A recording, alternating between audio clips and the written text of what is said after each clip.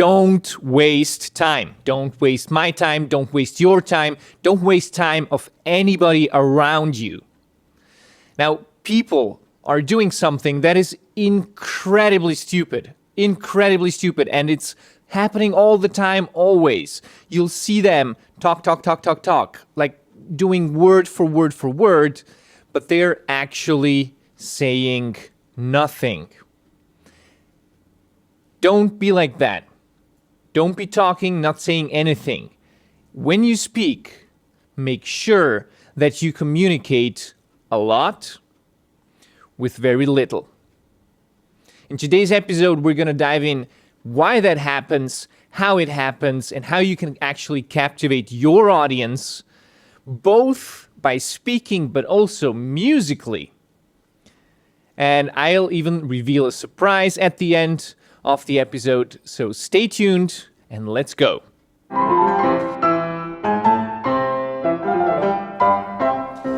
Hello and welcome to the Artful Maestro podcast. I'm your host, Nenad Leonart, and I'm excited to be here with you today in this episode talking about speaking to people.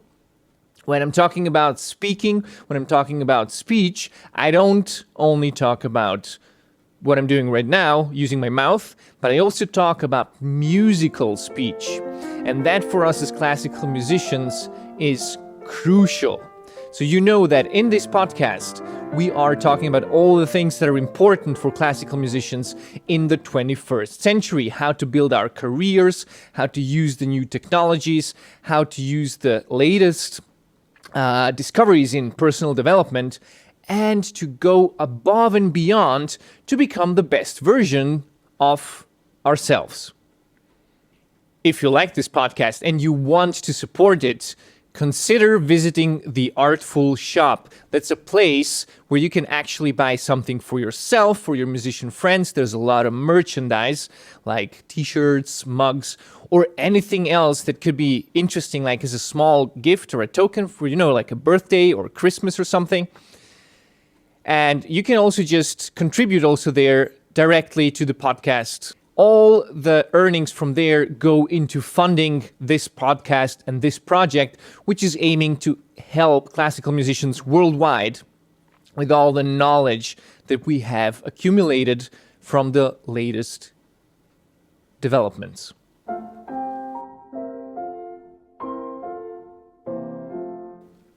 Okay. So let's talk about speaking, and speaking in a way that is engaging, that is meaningful, and also that is going to captivate your audience so that they stick around with you. To understand what we're doing here, let's talk about speech in general and also how this relates to music, because this is one of the most important things that we have. Okay, let's start with the brain structure. We have the so-called old brains or the limbic brains, which is there's different theories. Let's say we have like a lizard brain, like from the dinosaurial age, and then on top of that there grew like a mammalian brain, which is like all the other mammals. We're kind of related to them, and this is kind of the emotional brain. You can tell because we are also able to say what other mammals are feeling, like horses, like dogs, like cats. That's also why people have pets, because they can build an emotional relationship to them that goes both ways.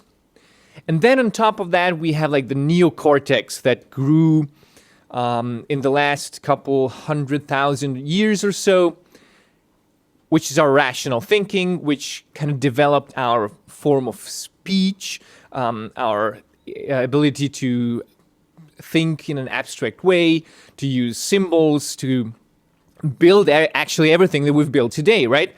So, when you think about what is important to us as these living beings, the neocortex, like the thoughts, the speech, and the everything, that is a very, very small part of our brain, like of our being. However, if you look at our lives, we try to fill it with all these things. We are filled with thoughts. We are constantly thinking of some problems, communicating with others, and like these old parts of the brain, like the emotional part and the lizard part, like the let's call it the physical part, because these are feelings like hunger, like fight or flight, like these very basic instincts that we have.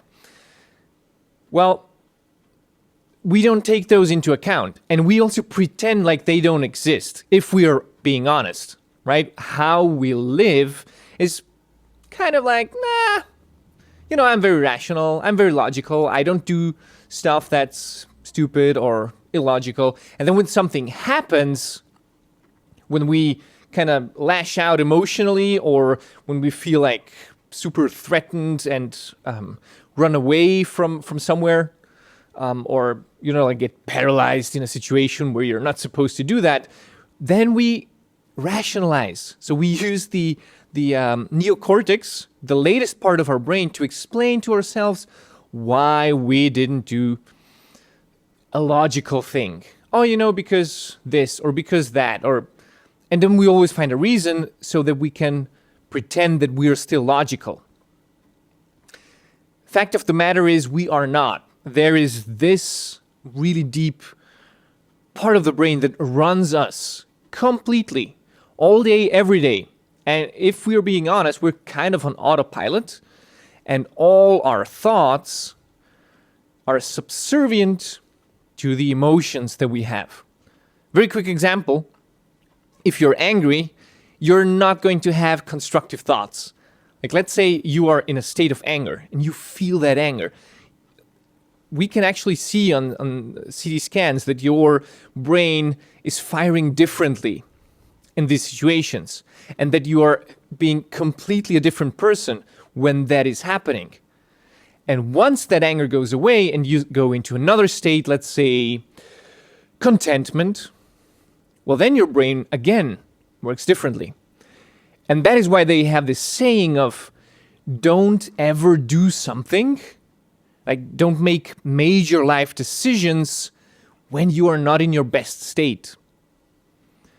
Because when people are feeling bad, or they're in a negative state, or they're in fear or something, they're going to make decisions that are not going to have their best interest in mind. And they've done tons of experiments on that.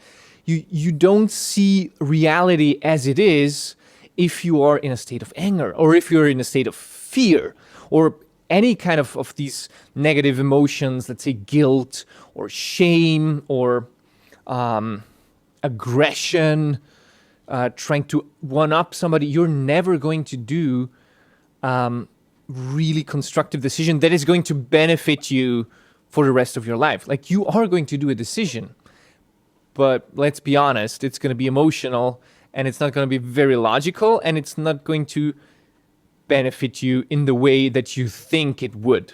It's just an emotional response. So when having emotional responses, let them fade away, and then get into your positive self, or your best self, like the best version of you, if you want to create decisions on how to move on with your life. That's also what I do. Like, right now, I came home from a 3-day break that I went into the mountains, and every day I just went for walks, for like very, very long walks. This completely relaxes me. It helps me get to move my body. It helps me have long periods of time where I get to hang out with an idea, or with a thought, or listen to a podcast, or just entertain different concepts. And I came back home, and then I wrote this list of goals that I want to have for next year, and that I want to meet them. And that's how I got the clarity after being in a very good place. And I know that I'm in a good place, so I'm making good decisions. If I'm stressed out, if I don't have clarity, if I don't have nothing, then my decisions are not going to be the best ones, right? So, keep in mind, always look for your best self. So these like emotional and physical parts of your brain, like the limbic part of your brain, is steady, is happy, and it's not impairing your logical thinking. Quick side note, whenever we are thinking, we think that we're being logical. Like even when we are angry, we think we're being logical because it makes sense. And that's the pitfall. It's not making sense. Just you being angry and trying to rationalize why you're angry. Okay? Keep that in mind. Now, what does have this, what I just told you, to do with speaking? What does it have to do with engaging your audience or anything else for that matter? Doesn't seem very related at the first glance, but if you look at it from the perspective of what's actually going on in communication, what is happening there is we have the words have meaning, and we say those words and they arrive to the other person. The other person is hearing the words, but they are also hearing a lot more than words. They're hearing inflections of the voice, they're hearing the pitch, like if I'm talking very high pitched, or if I'm talking very low pitched, or if I may be talking in the middle. They can also hear like volume, either one is very loud or it can be also very soft.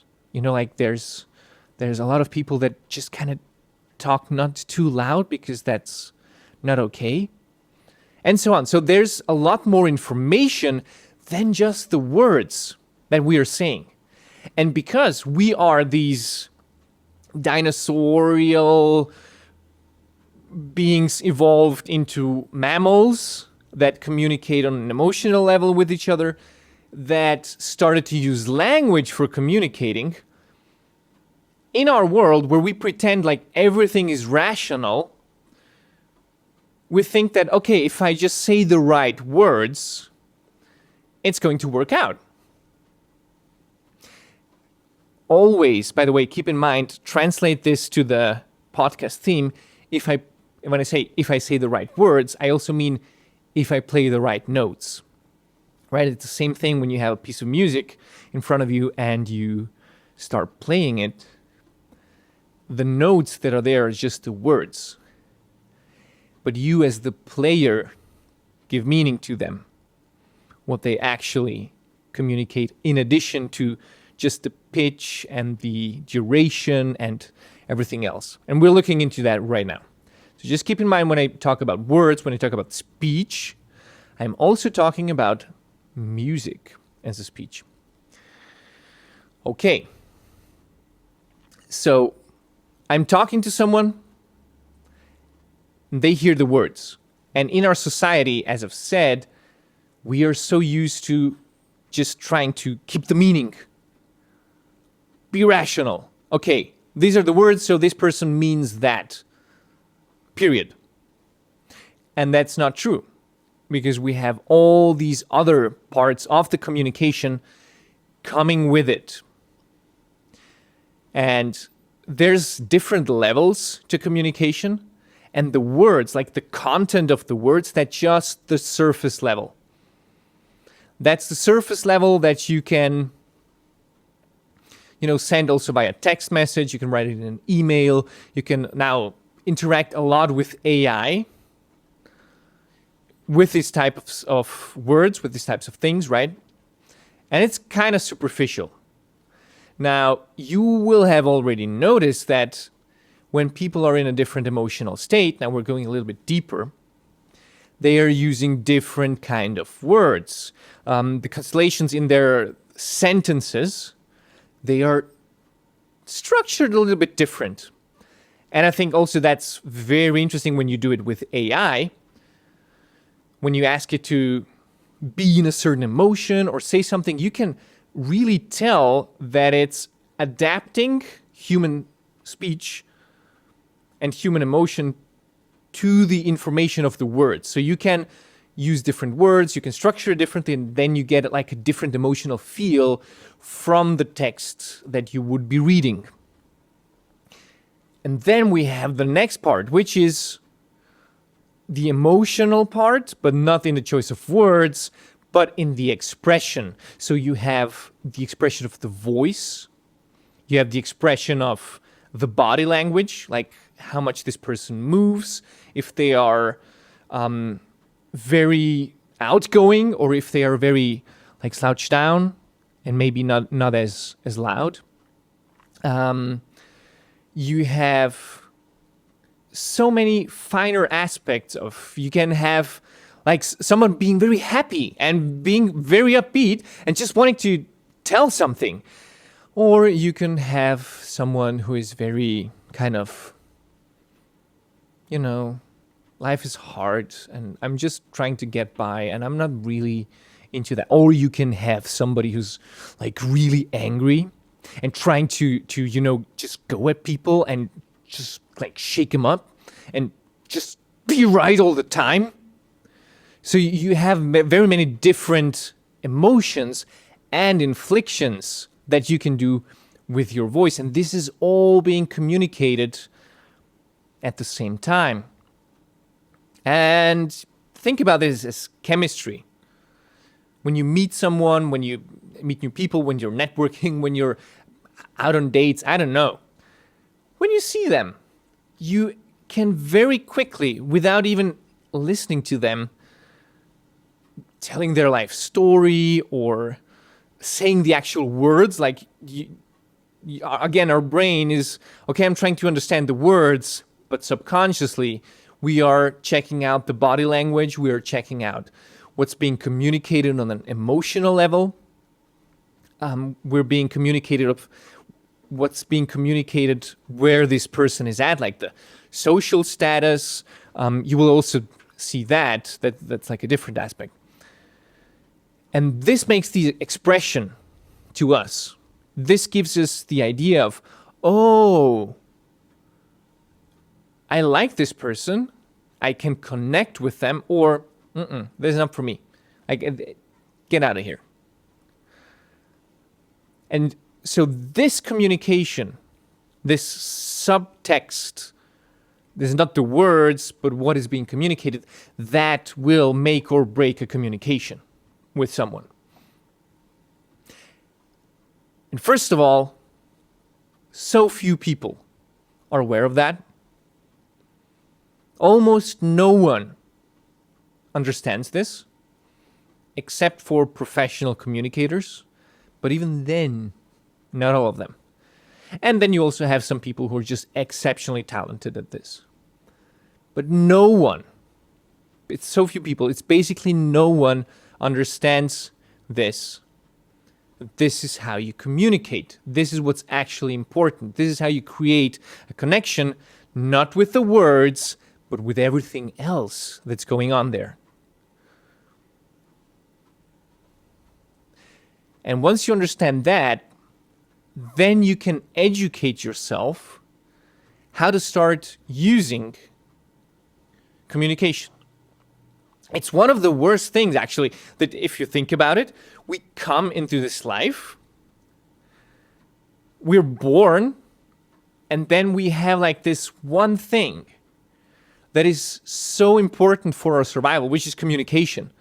We need to communicate with others all the time. Whatever you need, whatever you want to do, if you have a goal, if you want to fulfill your dreams, if you want to do a project, you always need to communicate with others. And nobody gets this education from home.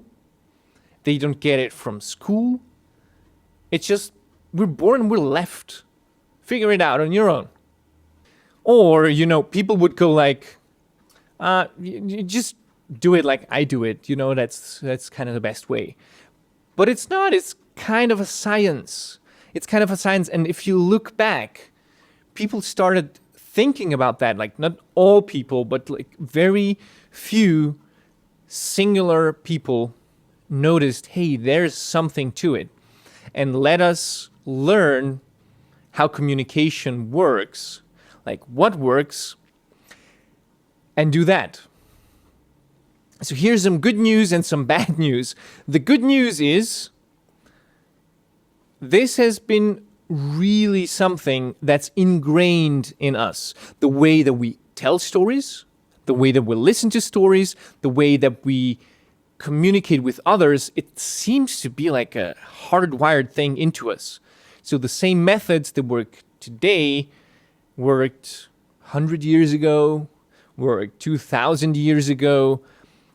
Some details will differ, but the principles, the basics of communication, they're the same. And we have old Greeks who have started to work with rhetorics. And they kind of, figured out, okay, if I want to say something that's really important, I will say it slowly. Or if they wanted to really drive a point home, they would make repetitions. So to really understand something, you will repeat it. To really understand it, you would repeat it. You see, that's some kind of rhetorical examples that we sometimes use in the everyday language and sometimes we don't, but it's kind of left out to chance, and they made a science out of it. And so how time progressed in the Middle Ages and especially Renaissance. Like Renaissance was the big time where they started going back to antique times and just check out what these people did. And then they figured out, hey, this stuff works. Like these principles, they work. Let's start using them also in music. And that's why you have like rhetorical principles written down in music. That's around the 1600s where it starts, where you have to have the seconda pratica. We're not going to go there. We're not going to do a music history lesson here. But just so you understand that people started saying, okay, you know what? Music is like speech. Let's put it in there. And since then, that hasn't really changed. Like I would say in the popular realm, like everything since then it has been not completely far out there like some avant-garde stuff. It applies to, you can see it as actual speech.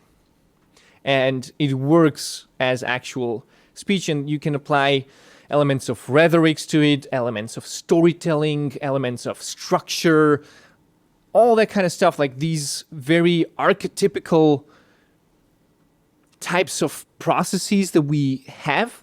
And these are built into our brain. Like a lot of people say, yeah, maybe it's like just culture or nurture, how we have been brought up. At this point, I'm sure it's archetypical because we have very similar things going on in different cultures. So it has nothing to do with upbringing. It's just how we are wired as biological beings, and something works and something else doesn't. So let's pedal back to what I was saying in the beginning. You don't want to be talking a lot without saying anything. You actually want to say as much as possible with as little talk as needed. You don't want to waste your time. You don't want to waste everybody else's time.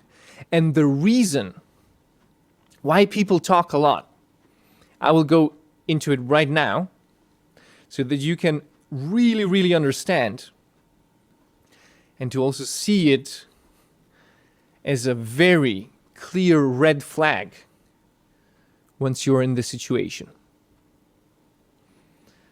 You've probably know that I, next to my music career, have been doing a lot of coaching, a lot of inner work, and a huge part of this inner work, especially in the last year that I have been doing, was trauma work. So like working on trauma, psychological trauma that people have gone through, and working with them, also working on myself, how to integrate these parts that have kind of been split off. Every time like some trauma happens, it changes us for good inside, like the psyche changes. And the idea is how to learn to deal with it so that you can reintegrate it into your life and to improve your life quality. Now, everybody who hears, oh, psychological trauma, they usually go, not me, I don't have it. Like my poor neighbor or look at my partner, they're completely effed out. But not me, I don't have trauma. And again, that everybody has trauma. That is just the your brain talking. Again, like the logical part that kind of tries to rationalize everything and all is good. Fact of the matter is we all get triggered, get unreasonable emotional responses, and that is usually a point down to trauma. But we'll do that in another episode. This is just for you to understand, okay, there's this thing called trauma, and some people have more of it, some people have less of it. Trauma also provides us with survival mechanisms. So once something traumatic happens, I said it changes you for good, and what then comes into place is like a survival mechanism. So there's a part inside of a person that goes, I'm going to try and prevent this ever happening to me again. I'm going to do everything that I can to just not allow this to happen. And that is a survival mechanism. So when that starts going, our complete behavior is changed in the future. And usually people who have a lot of trauma, they start talking more. And more. And more and more and more. And you can tell, usually, when you're around them, that maybe you kind of get a little bit confused. Maybe you feel like, what? What's the thing that we're doing here? Like, we wanted to talk about something else, right? And why we were talking about this 10th other thing. And I used to be a person that focused a lot on the words. And so I would hang out with people and they would talk a lot. And I really love thinking. I also love talking, right? But I also love like following the path, what they're saying and so on. And then I would get completely lost. And I don't want to say that these were like kind of con men, but I got conned into, scammed into doing certain things that I wouldn't have done otherwise, like trusting someone that I knew I shouldn't, or going into work relationships with people that kind of talked so much about their accomplishments that I had literally no space left in my brain to go and check out, did they actually do these accomplishments? Because they were talking all the time. And then it's one topic, and then it's the next topic, and then it's the next topic. And now I'm older and wiser, I hope, in this regard, so that this does not happen to me as frequent as it used to be. Like, I hope that it will come close to zero, if not zero, very quickly or already right now. But in order to understand that this is happening, you first need to understand like why we are talking. And talking is, again, it can be communication of the important things that you want to say to the other person, but it also can be a distraction. And that is why I told you the things in this episode up until now, to understand that talking can actually be a huge distraction. Again, same goes for music. Playing music can be a huge distraction. And I'm going to be honest with you. I've been to very many concerts during my lifetime, and I go less and less and less. Why? Because I find it to be particularly boring. This is a horrible thing for a classical musician to say. It's a horrible thing. It's atrocious, actually, to say, I don't enjoy going to classical concerts anymore. But let's be honest, do you? Who does? We kind of go out of obligation, or because it's the right thing to do, or you want to listen to a certain work, but you go there and there's like half the things happening, like, oh man, this should have been better. They could have prepared better. They could have put some thought into it, And for me, that's the sad reality of the situation. I don't feel inspired to go into classical concerts anymore.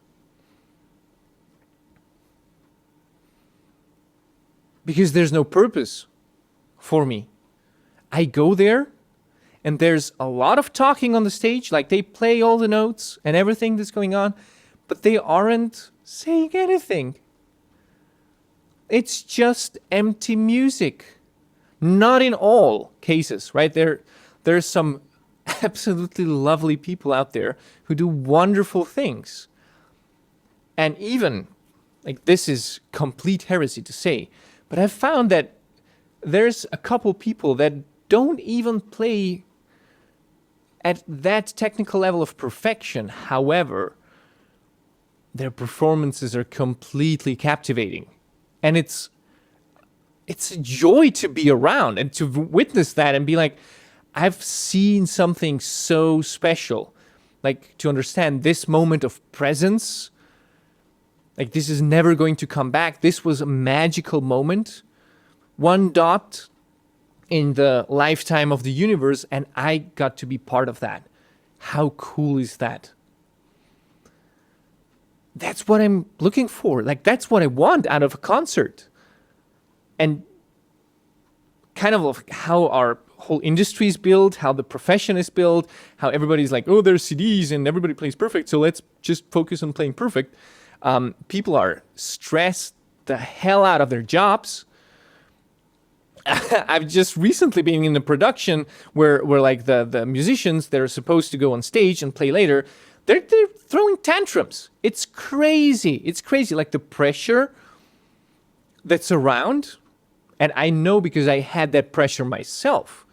Like, now I know better, and I try to relieve that pressure with different techniques and different stuff that I learned over the years. And that I have like a tool set now, how to calm my nerves, how to stay with myself, and how to not throw tantrums before, like, come on. But these are all things that first you need awareness that they're happening, and then the tools how to prevent them. And so often I've found that in music, we try to look the other way. We don't acknowledge that this is happening. There's so many musicians taking medication just to go on stage. It's crazy. But we all look the other way and we pretend like that's not happening.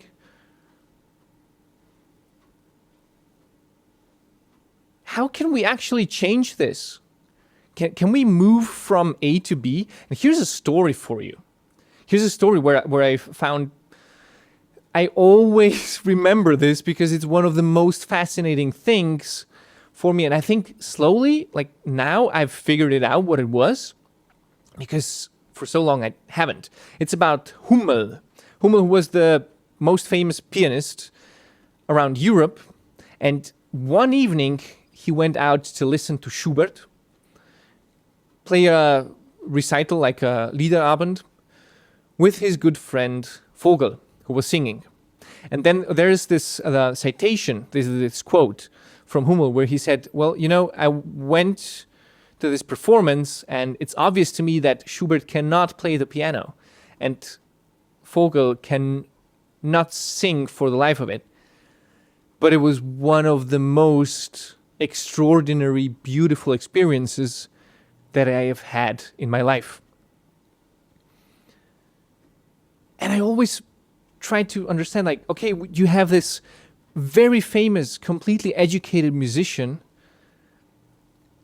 and he kind of bows down before Schubert and his friend, who are apparently not the best performers. Technically speaking, he's not the best composer either, right? But he had some other qualities that none others had. And I would say that one of these is the ability to actually say something, to really, really speak. Even with the smallest of inflictions. And I was thinking, like these past few days when I went for a walk, I was thinking, how can we go to the next level with classical music all around the world? How can we create a better future? How can we, I want to have a future where everybody in this world knows what classical music is, and they listen to it actively, and they choose to listen to it because it's so beautiful, and it is amazing, and it speaks to them, and they find meaning in it, and they find value in it. That's my dream.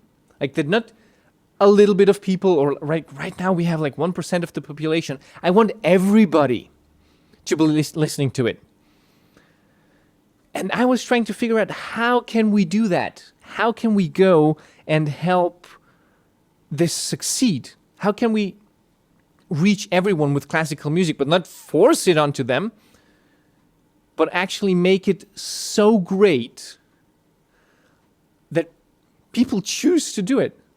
People choose to go to the movies, right, and watch a Hollywood blockbuster.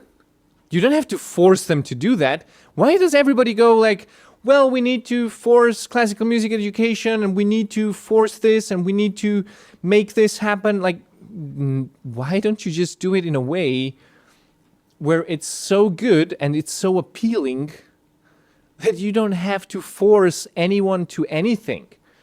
And that it's not just like a fringe, small side thing that a few people can exist and pretend to be something special, but why can't you just make it into something that speaks to everyone?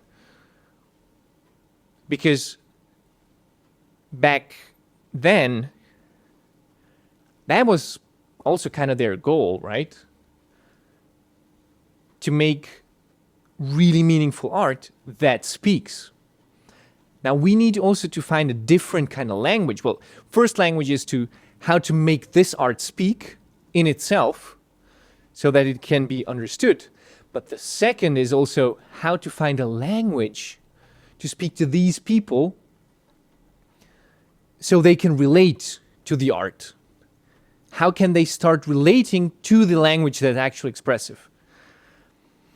And I think the step one will absolutely have to be to move on from the technical perfection that everybody is still after, and they're talking a lot but not saying anything, and move that to actually first and foremost saying, directly speaking to the soul, and then everything else.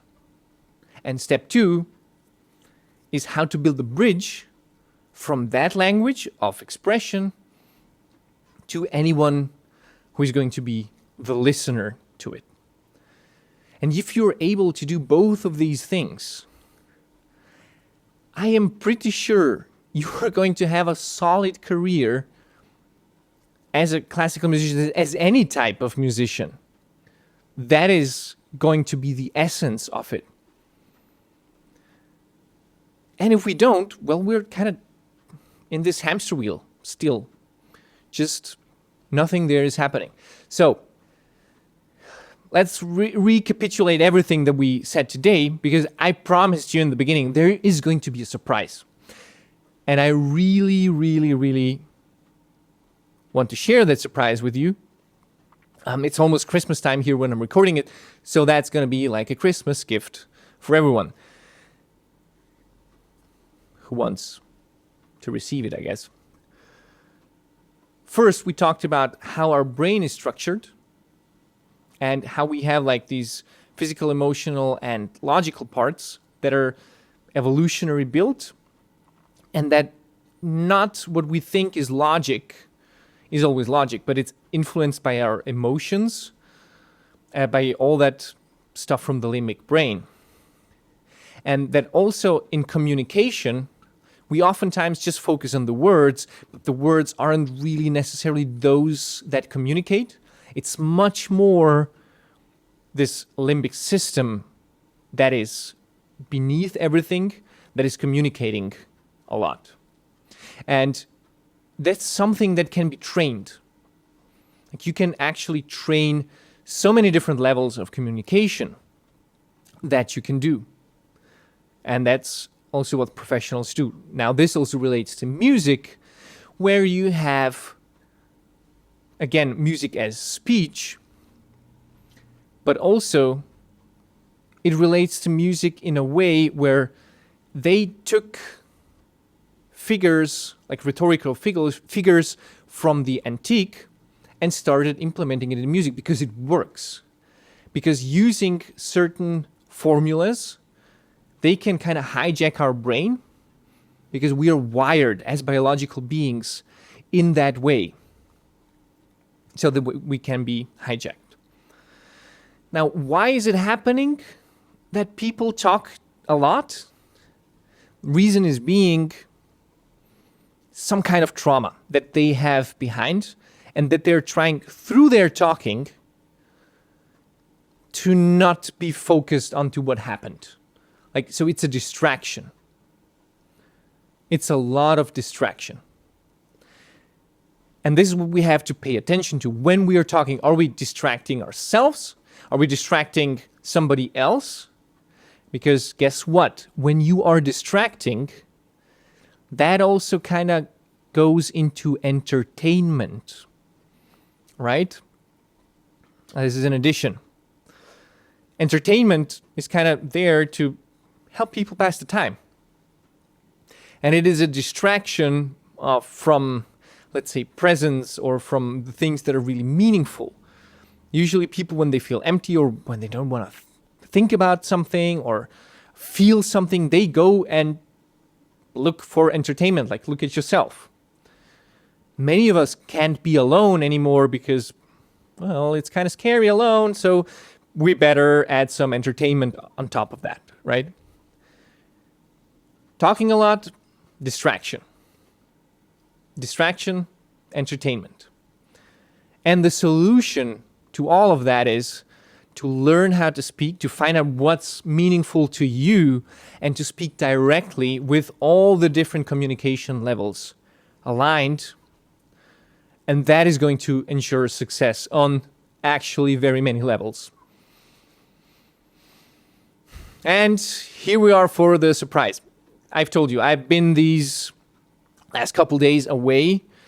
I did have a lot of thinking. I saw that this is the future. But I also saw that nobody out there is really doing that. Nobody out there is really teaching it. Like even in historical performance practice, where I am kind of in, as a harpsichordist, as an organist, I kind of studied that stuff. And it was the most hilarious story. I had one like a seminar where somebody came, she was going to present the rhetorics and the rhetorical figures, and I was like, oh my God, here's an expert. This is going to be such an amazing presentation because she's going to use all of those in her speech, right? Right? So you see that Anakin Skywalker Padme meme there, right? No. It was the most boring presentation ever. She spoke like this for 2 hours and she just gave us words that were supposed to describe rhetorical figures. Oh my God. Yeah, that's one of the moments where a small part of me died, like where I a little bit lost hope in what's going on. So here's the surprise. Nobody is doing it out there, so I'm going to do it. I feel like very well equipped to do that. I've had a wonderful teacher who has been putting me in the right direction to really understand music and to understand it as language and to understand how to speak it. Also from a historical standpoint, like from what they all had in the past. Maybe also that's why I was so critical of this seminar that I was in, right?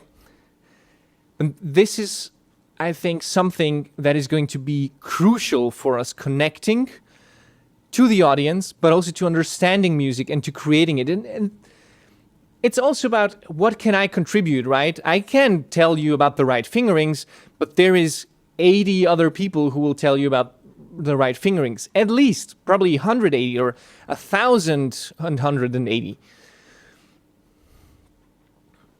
But nobody's really talking about rhetorics. Nobody's really talking about how music works as language and why it works that way. And so on my Leonart music channel, I'm going to create a new podcast. So there's going to be not like a branch off, but it is going to be like a main thing where at first I wanted it to be focused on like historical performance practice or like historically informed performance.